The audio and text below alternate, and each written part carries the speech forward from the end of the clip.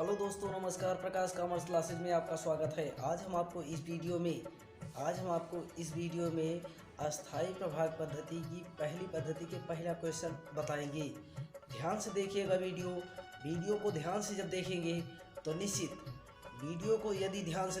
तो निश्चित मैं गारंटी लेता हूं कि आप क्वेश्चन को अपने स्वयं यानी प्रीवियस वीडियो में हमने आपको यानी अस्थायी प्रभाग पद्धति के रूल बता दिए हैं, यानी जो उनके नियम हैं, जो उनके सूत्र हैं, उनको बता चुके हैं।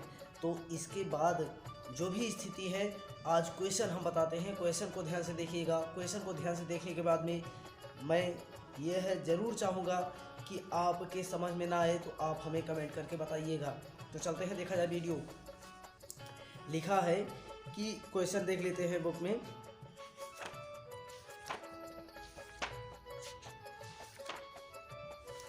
हाँ, तो क्वेश्चन देख लिया जाए। तो अस्थायी प्रभाग पद्धति, आज सबसे पहली पद्धति, तो इसमें लिखा है कि एक मशीन 1 जनवरी 2016 को कहाँ 25,000 रुपये में खरीदी गई। एक मशीन 1 जनवरी 2016 को 25,000 रुपये में खरीदी गई। चलिए ठीक, कोई बात नहीं। फिर उसके बाद में उन्होंने कहा कि अस्थायी संपत्ति यानी कहा अस्थायी किस्त या अस्थायी किस्त पद्धति से 10% वार्षिक ह्रास लगाते हुए 3 वर्षों का मशीन खाता बनाइए।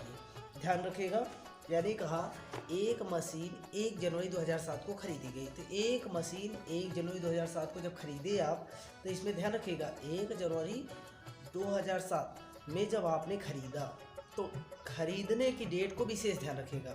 तो इसमें चलते हैं, देखा जाए तो इसमें कहा 3 वर्षों का मशीन खाता, यानी यहाँ लिखिएगा machine account, column date particular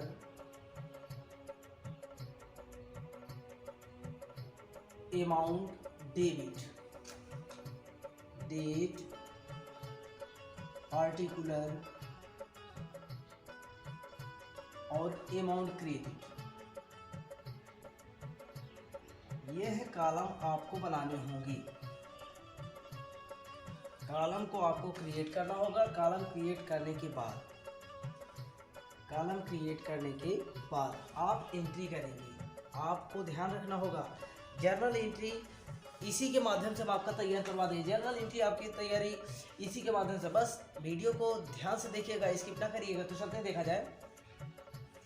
machine, आपने मशीन खरीदा, तो मशीन सबसे पहले किस तारीख को खरीदा? 1 जनवरी को। मशीन का यदि अकाउंट जर्नल एंट्री करिएगा, मशीन का अकाउंट यदि डेबिट रहेगा तो टू साइड में, डेबिट साइड में, और यदि मशीन क्रेडिट में है तो बाई साइड में। लेकिन चलते देखा जाए तो सबसे पहले मशीन खरीदने पर बहुत सिंपल एंट्री, आप एंट्री यही करते हैं, मशीन अकाउंट डेबिट और टू कैश, यही तो एंट्री करते हैं ना। यानी मशीन को खरीदने पर आप एंट्री यही करते हैं, मशीन, क्योंकि मशीन खरीदो, वास्तविक खाता है, रुपया गया और मशीन आई। वास्तविक खाता यही कहता है कि जो भी संपत्ति आए डेबिट और जो संपत्ति जाए उसे क्रेडिट। तो यानी वास्तविक खाते से मिलान होने के बाद, तो यानी यहाँ पर लिखा मशीन अकाउंट डेबिट, तो मशीन अकाउंट डेबिट और टू कैश, तो मशीन आई और संपत्ति यानी कहने मतलब रुपया गया। तो यहाँ पर कहिएगा कि मशीन अकाउंट डेबिट, तो मशीन अकाउंट डेबिट है, तो यहाँ लिखिएगा जनवरी 1, 2007, तो यहाँ लिखिएगा टू कैश, और यहाँ पर कैश लिखिएगा कितने के? 25,000 रुपए के आपने संपत्ति खरीदी। चलिए ठीक है, तो अब इसको समझ गए होंगे, मशीन अकाउंट डेबिट और टू कैश। अच्छा ठीक है, इसके बाद में यह वर्ष भर चली। 1 जनवरी से जब वर्ष भर चली तो कितने समय तक चली? दिसंबर 31 और 2007। तो लिखिएगा बाय डिप्रिसिएशन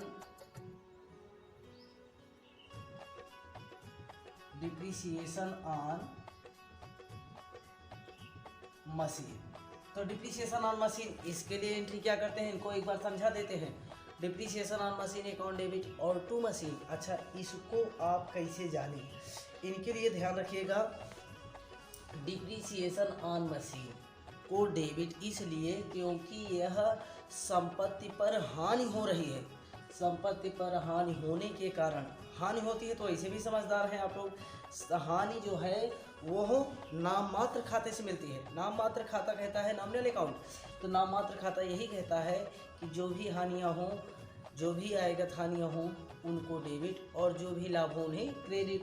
तो डिप्रिसिएशन चार्ज किए तो डिप्रिसिएशन चार्ज करने पर यह हानि हुई, अभी इस पर 10% आप लेस करेंगे, 10% निकालेंगे तो ये बता रहा है हानि होगी। और मशीन, ये मानना कि इतने की मशीन हमारी चली गई, हमारे संस्था से ख़त्म हो गई, इस कारण बस इनको यानी इसका अकाउंट क्रेडिट हुआ।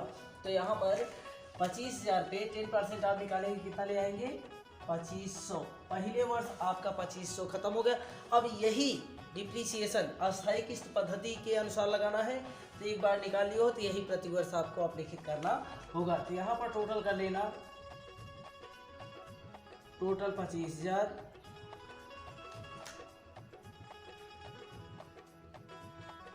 25,000 यह बैलेंस इस तरफ ले आना। अब इसके बाद सॉरी यहाँ पर लिखना दिसंबर, अभी यह दिसंबर 31 और 2007 को ही, जब भाई 25,000 की संपत्ति थी, इसमें से 2500 रुपया क्या हो गया, ख़त्म हो गया। तो 2500 रुपया ख़त्म हो गया तो कितना बचा, तो ये बताना कि बाई बैलेंस कैरी डाउन कितना, ये घटाने के बाद 00, 5 में से 10 में से 5 गया 5, यहाँ बचा 4, 22,500 रुपया बचा। तो यहाँ पे ले आइए, दिसंबर के बाद अगले वर्ष आए जनवरी 1 और 2007 के बजाय क्या आ गया 2008। तो यहाँ लिखिएगा टू बैलेंस बीडी यानी ब्रॉट डाउन, वही 22,500। अब 22,500, फिर इसके बाद में दिसंबर 31 को वही डिप्रिसिएशन, दिसंबर 31 को 2008 को डिप्रिसिएशन लगाइएगा by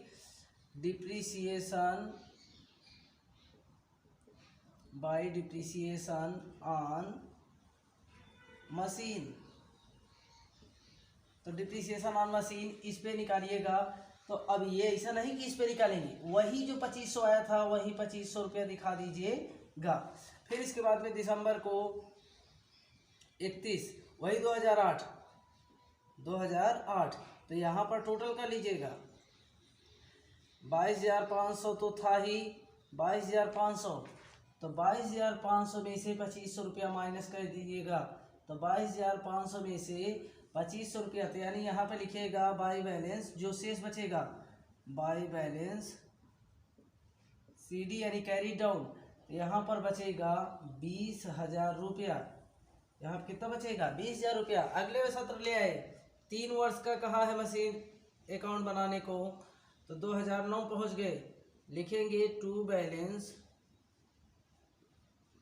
BD, to balance BD, यह वही 20,000। अब यहाँ पर दिसंबर 31 और 2009 को लिखिएगा बाई डिप्रिसिएशन ऑन मशीन। तो यहाँ पर वही फिर 2500 रुपया, और इसके बाद में दिसंबर 31 2009 को बैलेंस जो बचेगा वही बता देना बाई बैलेंस CD। यही बैलेंस 3 वर्ष के पश्चात इस मशीन का रेट बचेगा, इस मशीन का मूल्य यही होगा, ध्यान रखिएगा। अब जो शेष बचेगा 20,000 में से 2500 घटा देंगे तो यानी 500 हो गया, और इसके बाद 9 में से 2 गया तो 7, यानी 1750। तीसरे वर्ष के अंत में कितना बचेगा 1750, यानी उस संपत्ति का मूल्य 1750 रुपया बचेगा। तो हाँ, इस वीडियो को देखने के बाद में यदि हमारे जो भी देखने वाले हैं उनको समझ में आया होगा तो वीडियो को लाइक शेयर और सब्सक्राइब करना ना भूलिएगा। प्रकाश कॉमर्स क्लासेज इसी तरह के अनेक वीडियो आप तक पहुंचाते रहेंगे, बिना सब्सक्राइब किए हुए आपके पास नोटिफिकेशन नहीं पहुंच सकता, जिस कारण बस आप यही रिस्पांस के लिए आप सब्सक्राइब ज़रूर करिएगा। और वीडियो देखने के लिए धन्यवाद। आपका दिन शुभ हो।